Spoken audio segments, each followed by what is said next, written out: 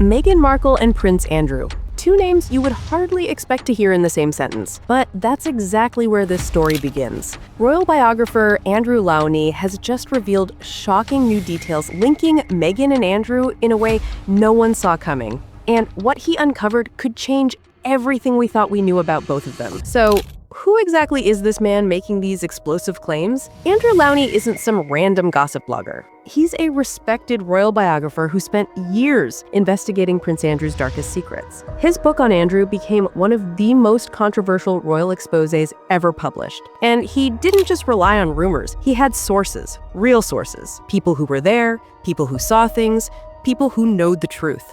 Lownie faced threats, serious ones, but he didn't back down. He kept digging, and what he found connects Meghan Markle to Prince Andrew in ways that'll make your jaw drop. The mainstream media won't touch this story, but the evidence is there, hidden in plain sight. And once you see it, you can't unsee it. It all starts with a meeting that nobody was supposed to know about.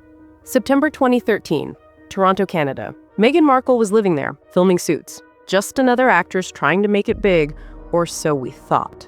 Insiders say Prince Andrew visited Toronto that month, and Meghan didn't just cross paths with him. She's said to have met him. They hung out. Meghan didn't spend the night, but here's the thing. She was allegedly living just 4 blocks from where Andrew was staying. 4 blocks. That's not a coincidence. That's convenient. Way too convenient. And this meeting, never publicly disclosed, never mentioned, completely buried until now. But Toronto wasn't an isolated incident. It was just one piece of a much bigger puzzle that stretches across continents. While Toronto raised questions, New York tells an even more disturbing story. Meghan spent a lot of time in New York.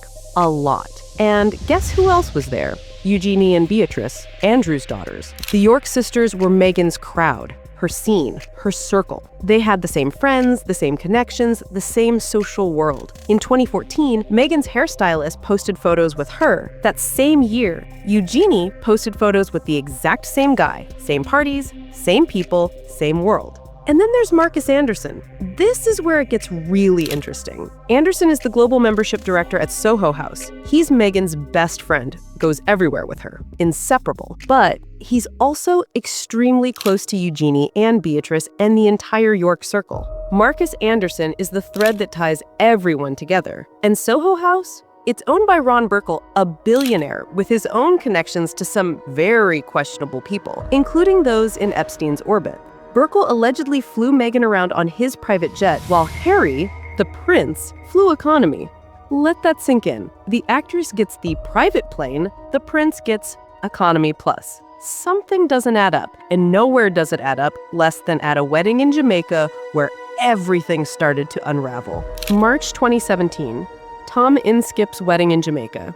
Inskip was one of Harry's oldest friends. Big wedding, lots of guests. And this is where the lies start to crumble. After Meghan married Harry, Fergie gave an interview. She said she'd never met Meghan until the royal wedding. Never, not once. She made that very clear. But there's a problem, a big one. Fergie was at that Jamaica wedding, and allegedly, so was Andrew. There are photos, proof. The couple who got married posted pictures with Fergie and Eugenie right there in the frame. And Meghan, she was at that wedding too, flown in on allegedly Ron Burkle's private plane again, while Harry flew commercial from the UK. So Fergie lied, straight up lied. She met Meghan before the royal wedding. They were at the same event in Jamaica, and she knew it. Why lie about that? What's the point? Unless there's something to hide, unless that meeting meant more than just a casual hello at a wedding. And when you look at where all these connections lead, they all point back to the same place. That place is Soho House. Because this isn't just a fancy members club.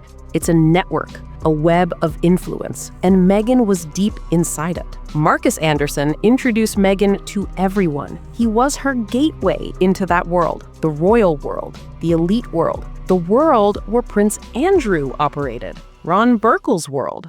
All of it overlaps at Soho House. Now let's talk about Marcus Anderson for a second, because his role in all of this is absolutely crucial. Anderson started at Soho House when it opened in London. He wasn't just another employee. He climbed the ranks fast, unusually fast. By the time he turned 40, Nick Jones, the founder of Soho House, created an entire wine line just for him, Lady A, named after Anderson himself. That's not normal. That's the kind of gesture you make for family, for someone incredibly important to your operation. And Anderson became one of the most powerful connectors in the elite social scene. Anderson was close to Eugenie long before Meghan came into the picture. The York princesses were allegedly regulars at Soho House events. They trusted him. They brought him into their circle. And when Meghan needed an entry point into British high society, Anderson was right there, ready to make the introductions. But here's what we do know for certain. Marcus Anderson is Meghan's closest confidant. He goes everywhere with her. Paris, New York, London, always by her side, always in the background, always watching. And he's been there through everything. The engagement, the wedding, the fallout, the move to America,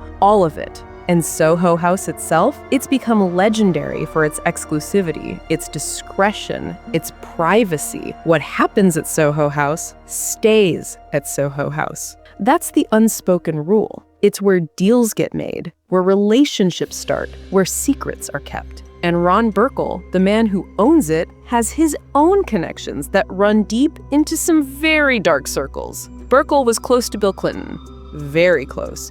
He advised him, flew him places, gave him access to his world. And Burkle's name keeps popping up in proximity to people connected to Epstein. Not directly, never directly, but always nearby, always in the orbit. And here's something that should make you pause. Soho House locations became meeting spots for people in Meghan's world and people in Andrew's world. The same spaces, the same events, the same parties, over and over again. Toronto, New York, London, all connected through Soho House, all connected through Marcus Anderson. Eugenie was incredibly close to Meghan during those New York days. They spent time together, they had mutual friends, and Anderson was the link between them, the bridge, the connector. He made sure everyone who needed to meet did meet, and he made sure it all looked natural, coincidental, innocent. And this is where it gets absolutely explosive. David Boies, Virginia Giuffre's lawyer, the man who represented one of Epstein's most famous accusers in her case against Prince Andrew, wanted to call Meghan Markle to be deposed in Andrew's case. Now, Andrew Lownie points out something crucial, the detail that might be the key to all unanswered questions. When a lawyer wants to depose someone in a case like this, it's not random. It's not a fishing expedition. You don't call someone to testify under oath unless there's a connection, a real connection, something substantial enough to matter in court.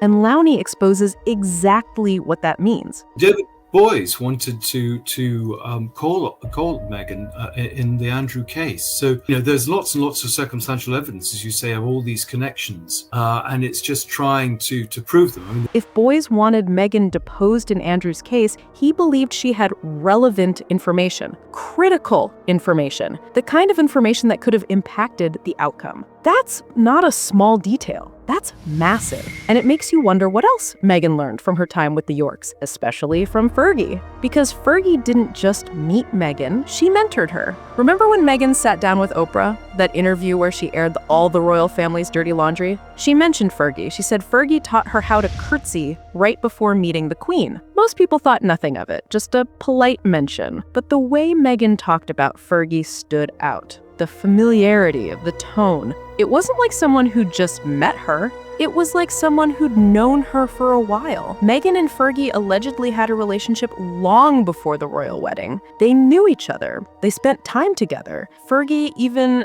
allegedly coached Meghan on how to navigate royal life, how to play the game. And there's more. One of Meghan's former assistants from Toronto, who worked with her for 8 months, reportedly shared stories that were terrible and disturbing. Meghan's behavior behind closed doors was nothing like her public image.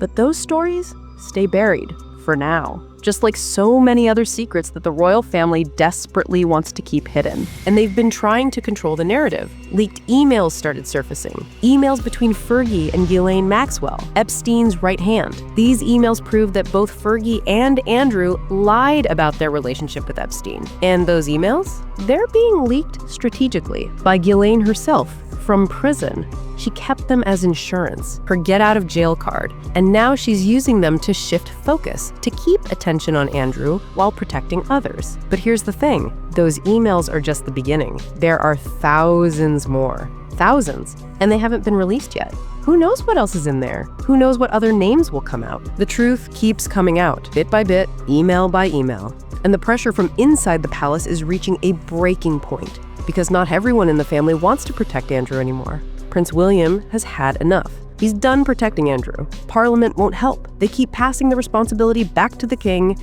and the king keeps passing it back to Parliament. Nobody wants to make the tough call, but the public isn't buying it anymore. People are angry. They want answers. They want accountability. They want Andrew out of Royal Lodge, out of the royal family, out of their lives. The pressure is building, and it's only a matter of time before something breaks. But even as the walls close in on Andrew, the bigger story keeps expanding, because Andrew Lownie isn't done, not even close. He's updating his book right now, adding over 60 pages of new material. I'm updating the book at the moment. There'll be a new version out in the summer, which I'll send you a copy of. And I've got already about 60 pages of notes with new material.